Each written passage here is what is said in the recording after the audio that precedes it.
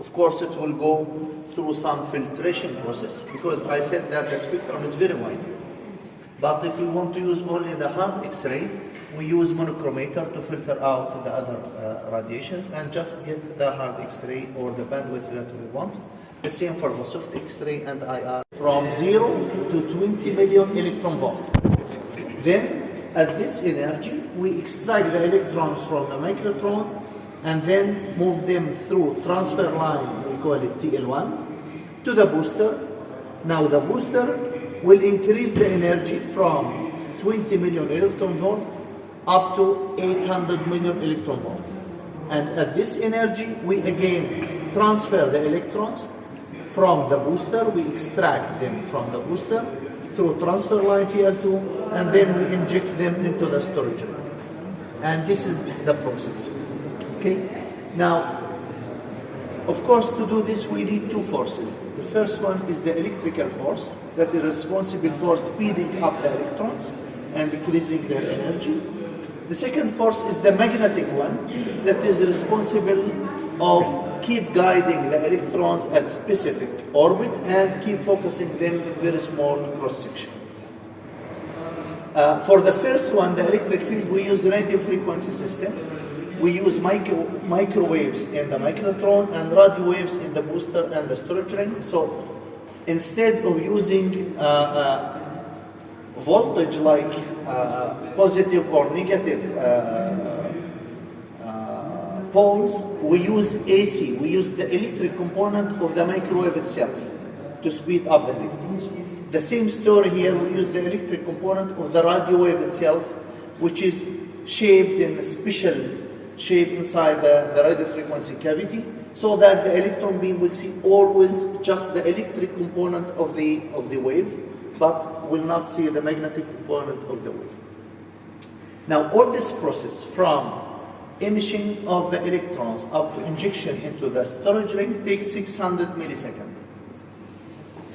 And the electrons, of course, the circumference of the storage ring, which is the final destination of the electrons, the circumference is 133.2 meters.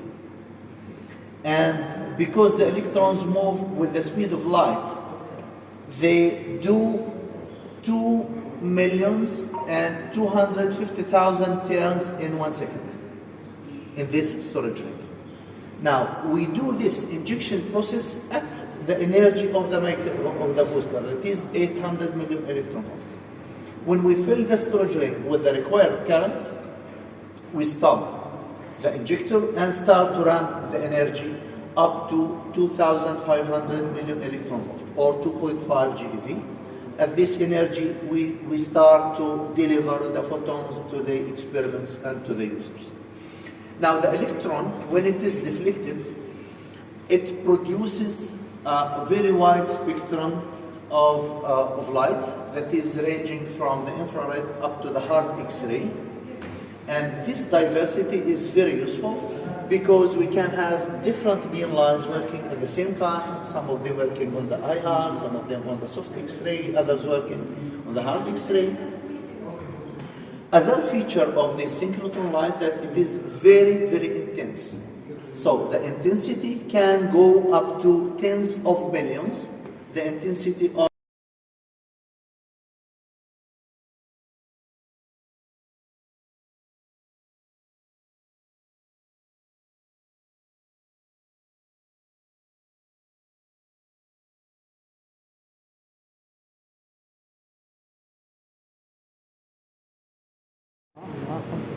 خمسة طن ونص تقريبا. هذا على ما أظن مثل ما تسلا. And we have 4 quadrupoles. This is focusing quadrupole, and this is the focusing quadrupole. This is 4 poles. So this just keep the electron beam focused in a very small beam size.